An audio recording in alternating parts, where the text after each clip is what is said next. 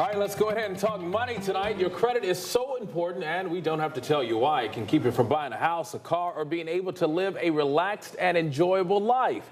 And joining us tonight is George Cole. He is a credit expert who has been on a number of platforms here at 11 Alive over the past couple of years. Always good to see you. Thanks for coming in, man. Thank you very much, DeMarco. All right, the first question, what is the good score to have, even if you don't have a perfect score? Well, I think a good score is to have is like a 680 between 700, because that's the starter score to where you can get a home. You can also be able to borrow money to start a business, etc.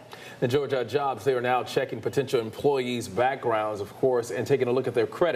What do you have to say about that? I had no clue that Jobs could even find out your credit score. Well, I think it's kind of unfair because it doesn't equate the person's talent, but it equates for an employer. They're looking at, can I trust you? Will you come to work on time? Will you not steal? Will you be honest? Will you be loyal? Well, some of that is a part of your credit report, and it could say those factors. But in legislation right now, it's being voted on very heavily.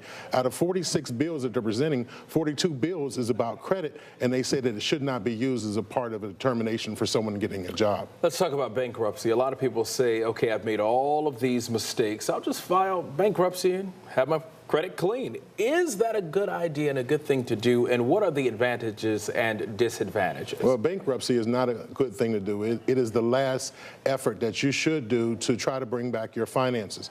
People don't know that there's a statute of limitations of debt. You're forgiven for certain things in America, and debt is one of them. In the state of Georgia, the statute of limitations runs between 4 to 6 years. After that, you're forgiven for the debt. So people are doing bankruptcies for debt that they've already been forgiven for. Let's talk about dating for a second. A lot of people now are starting to ask this question when they're going on a date, whether it be the man or the woman. What is your credit score? Is that inappropriate, or is that a good thing that you should be asking, especially if you plan on marrying this person? Well, I think to understand what kind of indebtedness someone's in is an important question. If you want to buy a house, you want to start a family, you need to have good credit. And I believe that both parties should be equal within their credit platform. But on a date, before you even get to that step, well, your first, second, third date, you're talking about credit scores? Well, I think that's someone who really wants to get married.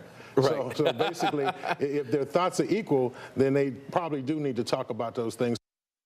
So would you give a guy a second date if you asked your credit score? It really does matter how deep into that relationship you are. You know, I mean, first, second, third date, absolutely not. I am old school, absolutely not. But, you know, like you said, if you're like-minded and you really are making plans for the future, you do need to know what the financial situation is on the other person. Get those scores up. Yeah. All right. All right. Well.